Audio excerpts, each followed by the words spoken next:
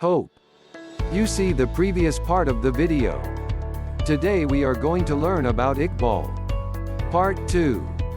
Today we cover efforts and influences 1 political 2 Iqbal, Jinnah and the concept of Pakistan revival.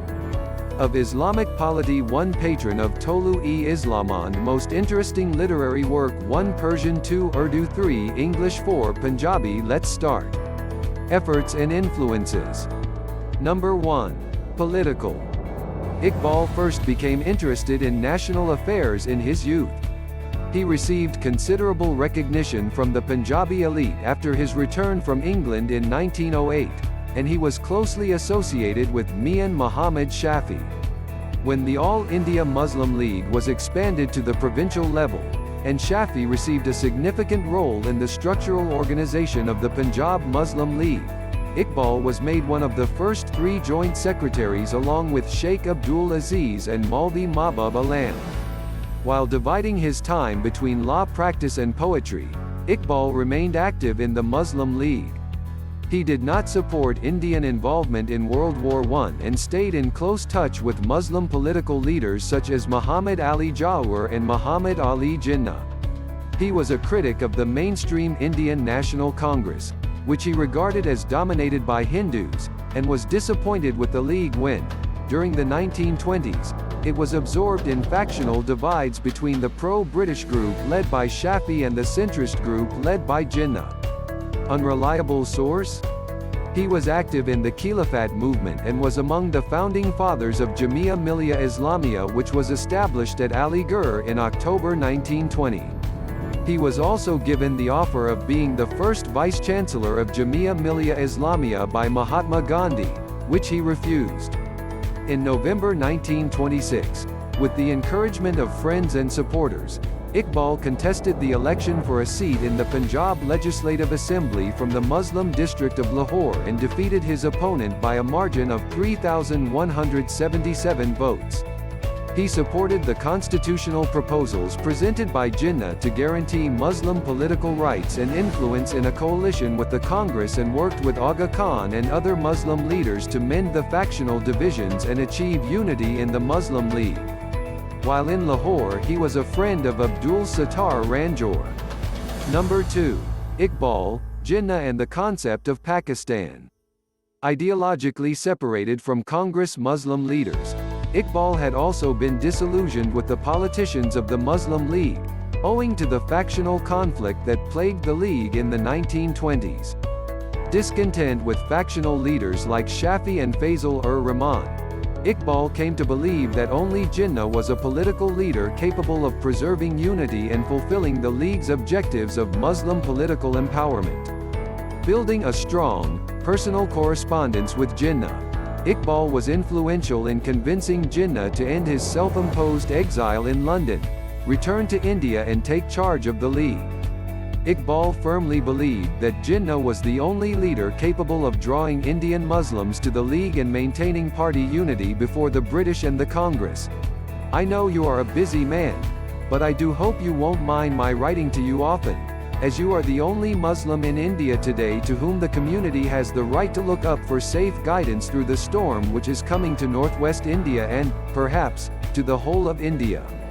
While Iqbal espoused the idea of Muslim-majority provinces in 1930, Jinnah would continue to hold talks with the Congress through the decade and only officially embraced the goal of Pakistan in 1940. Some historians postulate that Jinnah always remained hopeful for an agreement with the Congress and never fully desired the partition of India. Iqbal's close correspondence with Jinnah is speculated by some historians as having been responsible for Jinnah's embrace of the idea of Pakistan. Iqbal elucidated to Jinnah his vision of a separate Muslim state in a letter sent on the 21st of June 1937. A separate federation of Muslim provinces, reformed on the lines I have suggested above, is the only course by which we can secure a peaceful India and save Muslims from the domination of non-Muslims. Why should not the Muslims of northwest India and Bengal be considered as nations entitled to self-determination just as other nations in India and outside India are? Iqbal, serving as president of the Punjab Muslim League, criticized Jinnah's political actions, including a political agreement with Punjabi leader Sikandar Hayat Khan, whom Iqbal saw as a representative of feudal classes and not committed to Islam as the core political philosophy. Nevertheless, Iqbal worked constantly to encourage Muslim leaders and masses to support Jinnah and the League. Speaking about the political future of Muslims in India, Iqbal said, "There is only one way out. Muslims should strengthen Jinnah's hands. They should join the Muslim League.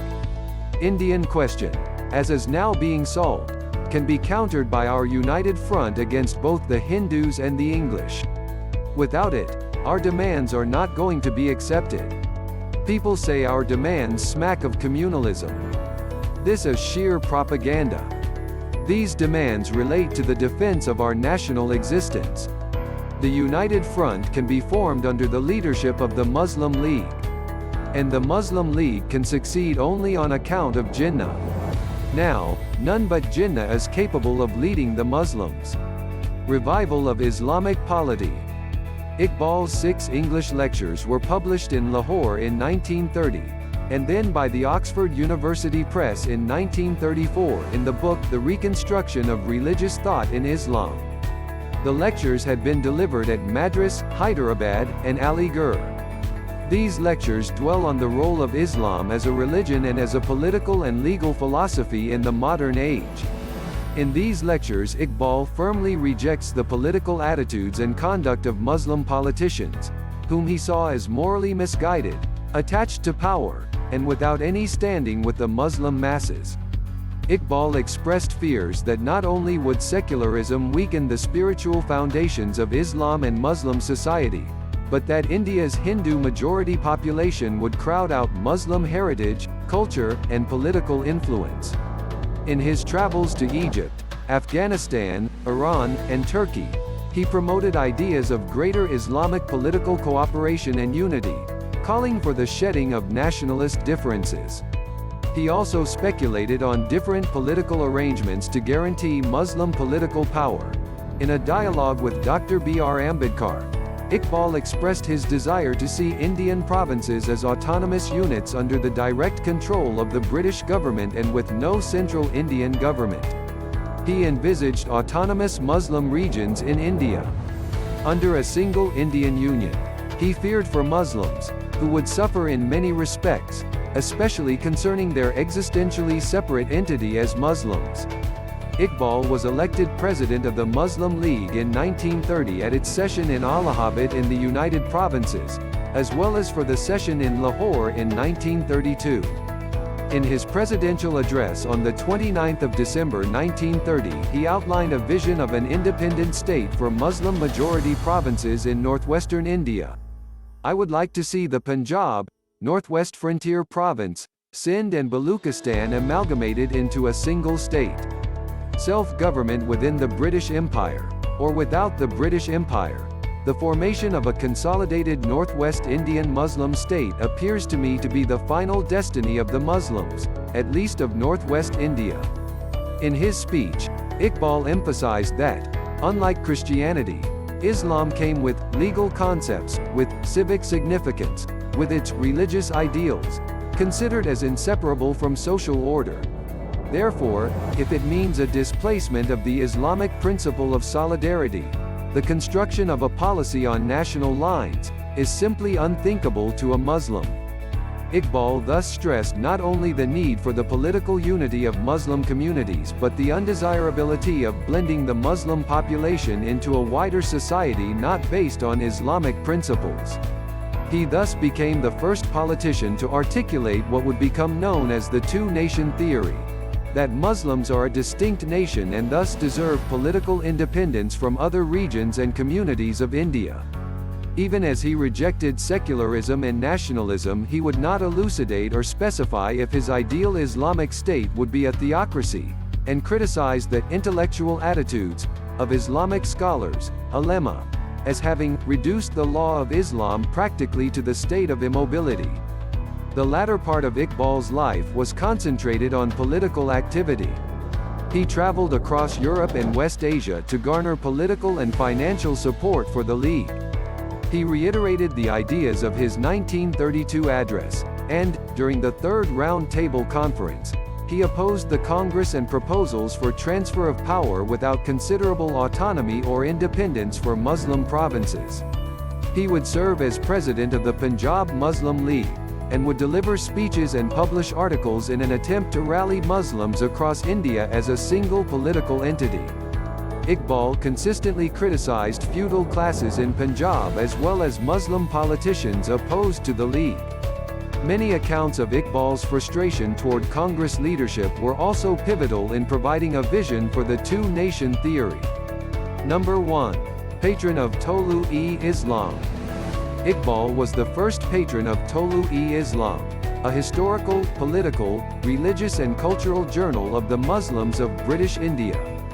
For a long time, Iqbal wanted a journal to propagate his ideas and the aims and objectives of the All India Muslim League. In 1935, according to his instructions, Syed Nazir Niazi initiated and edited the journal, named after Iqbal's poem, Tolu-e-Islam. Niazi dedicated the first issue of the journal to Iqbal. The journal would play an important role in the Pakistan movement. Later, the journal was continued by Ghulam Ahmed Pervez, who had contributed many articles in its early editions. Literary work. Number 1. Persian. Iqbal's poetic works are written primarily in Persian rather than Urdu. Among his 12,000 verses of poetry, about 7,000 verses are in Persian. In 1915, he published his first collection of poetry, the Asrar-i-Khudi, Secrets of the Self, in Persian. The poems emphasize the spirit and self from a religious perspective. Many critics have called this Iqbal's finest poetic work. In Asrar-i-Khudi, Iqbal explains his philosophy of Khudi, or self. Iqbal's use of the term Khudi is synonymous with the word ruh, used in the Quran for a divine spark which is present in every human being, and was said by Iqbal to be present in Adam, for which God ordered all of the angels to prostrate in front of Adam. Iqbal condemns self-destruction. For him, the aim of life is self-realization and self-knowledge. He charts the stages through which the self has to pass before finally arriving at its point of perfection, enabling the knower of the self to become a vice-regent of God. In his Rumuz-i Hints of Selflessness, Iqbal seeks to prove the Islamic way of life is the best code of conduct for a nation's viability. A person must keep his characteristics intact, he asserts, but once this is achieved, he should sacrifice his ambitions for the needs of the nation. Man cannot realize the self outside of society. Published in 1917, this group of poems has as its main themes the ideal community, Islamic ethical and social principles, and the relationship between the individual and society. Although he supports Islam, Iqbal also recognizes the positive aspects of other religions. Rumuz-i complements the emphasis on the self in Asrar-i-Khudi, and the two collections are often put in the same volume under the title Asrar-i-Rumuz, hinting secrets. It is addressed to the world's Muslims. Iqbal's 1924 publication, the Payam-e-Mashriq, The Message of the East, is closely connected to the West Ostlicher Diwan by the German poet Goethe. Goethe bemoans the West having become too materialistic in outlook, and expects the East will provide a message of hope to resuscitate spiritual values. Iqbal styles his work as a reminder to the West of the importance of morality, religion, and civilization by underlining the need for cultivating feeling, ardor, and dynamism. He asserts that an individual can never aspire to higher dimensions unless he learns of the nature of spirituality. In his first visit to Afghanistan, he presented Payam-e-Mashriq to King Amanullah Khan. In it, he admired the uprising of Afghanistan against the British Empire. In 1933, he was officially invited to Afghanistan to join the meetings regarding the establishment of Kabul University. The Zabur-e-Ajam, Persian Psalms, published in 1927, includes the poems Gulshan-e-Raz-e-Jadid, Garden of New Secrets, and Bandagi Nama, Book of Slavery. In Gulshan-e-Raz-e-Jadid, Iqbal first poses questions, then answers them with the help of ancient and modern insight. Bandagi Nama denounces slavery and attempts to explain the spirit behind the fine arts of enslaved societies. Here, as in other books, Iqbal insists on remembering the past, doing well in the present, and preparing for the future, while emphasizing love, enthusiasm, and energy to fulfill the ideal life. Iqbal's 1932 work, the Javed Nama, Book of Javed, is named after and in a manner addressed to his son, who is featured in the poems. It follows the examples of the works of Ibn Arabi and Dante's The Divine Comedy, through mystical and exaggerated depictions across time. Iqbal depicts himself as Zinda Rud, a stream full of life, guided by Rumi, the master, through various heavens and spheres, and has the honor of approaching divinity and coming in contact with divine illuminations. In a passage reliving a historical period, Iqbal condemns the Muslims who were instrumental in the defeat and death of Nawab Siraj-ud-Daulah of Bengal and Tipu Sultan of Mysore by betraying them for the benefit of the British colonists and thus delivering their country to the shackles of slavery. In the end, by addressing his son Javed, he speaks to the young people at large, and guides the new generation. Pa Chi Bade Kard I Aqwam-e-Sharq includes the poem, Musafir, the Traveler. Again, Iqbal depicts Rumi as a character and gives an exposition of the mysteries of Islamic laws and Sufi perceptions. Iqbal laments the dissension and disunity among the Indian Muslims as well as Muslim nations. Musafir is an account of one of Iqbal's journeys to Afghanistan, in which the Pashtun people are counseled to learn the secret of Islam, and to build up the self within themselves. Number 2. Urdu. Muhammad Iqbal's The Call of the Marching Bell, Bang-e-Dara, his first collection of Urdu poetry, was published in 1924. It was written in 3 distinct phases of his life. The poems he wrote up to 1905, the year he left for England, reflect patriotism and the imagery of nature, including the Urdu language patriotic, Song of India, and Tarana-e-Milli, the Song of the Community. The second set of poems date from 1905 to 1908, when Iqbal studied in Europe, and dwell upon the nature of European society, which he emphasized had lost spiritual and religious values. This inspired Iqbal to write poems on the historical and cultural heritage of Islam and the Muslim community, with a global perspective. Iqbal urges the entire Muslim community, addressed as the Ummah, to define personal, social, and political existence by the values and teachings of Islam. Iqbal's works were in Persian for most of his career, but after 1930 his works were mainly in Urdu. His works in this period were often specifically directed at the Muslim masses of India, with an even stronger emphasis on Islam and Muslim spiritual and political reawakening. Published in 1935, Bal-e-Jibril, Wings of Gabriel, is considered by many critics as his finest Urdu poetry and was inspired by his visit to Spain, where he visited the monuments and legacy of the Kingdom of the Moors. It consists of ghazals, poems, quatrains, and epigrams and carries a strong sense of religious passion. Zarb-i-Khalim, or The Rod of Moses, is another philosophical poetry book of Allama Iqbal in Urdu. It was published in 1936, 2 years before his death, which he described as his political manifesto. It was published with the subtitle, A Declaration of War Against the Present Times. Muhammad Iqbal argues that modern problems are due to the godlessness, materialism, and injustice of modern civilization, which feeds on the subjugation and exploitation of weak nations, especially the Indian Muslims. Iqbal's final work was Armagan-e-Hiyas, The Gift of Hiyas, published posthumously in 1938. The first part contains quatrains in Persian, and the second part contains some poems and epigrams in Urdu. The Persian quatrains convey the impression that the poet is traveling through the Hiyas in his imagination. The profundity of ideas and intensity of passion are the salient features of these short poems.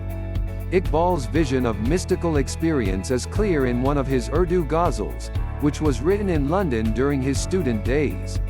Some verses of that ghazal are: "At last, the silent tongue of Hiyaz has announced to the ardent ear the tiding that the covenant which had been given to the desert dwellers is going to be renewed vigorously.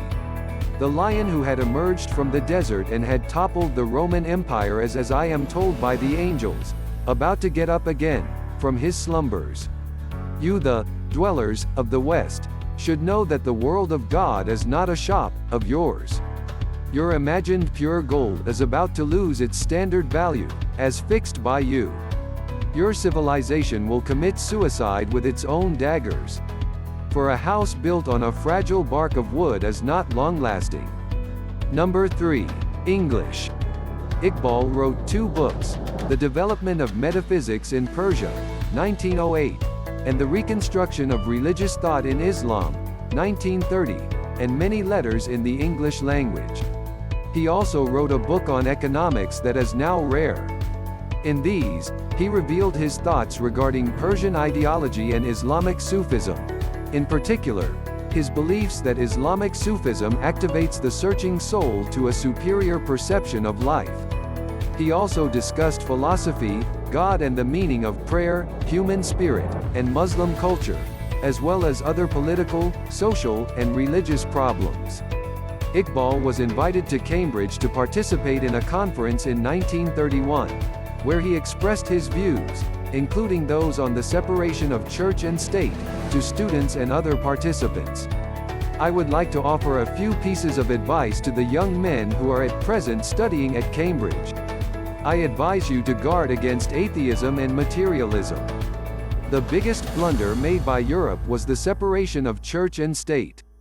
This deprived their culture of moral soul and diverted it to atheistic materialism. I had 25 years ago seen through the drawbacks of this civilization and, therefore, had made some prophecies. They had been delivered by my tongue, although I did not quite understand them. This happened in 1907. After 6 or 7 years, my prophecies came true, word by word. The European War of 1914 was an outcome of the mistakes mentioned above made by the European nations in the separation of the church and the state. Number 4. Punjabi. Iqbal also wrote some poems in Punjabi, such as Pyara Jedi and Baba Bakri Wala, which he penned in 1929 on the occasion of his son Javed's birthday.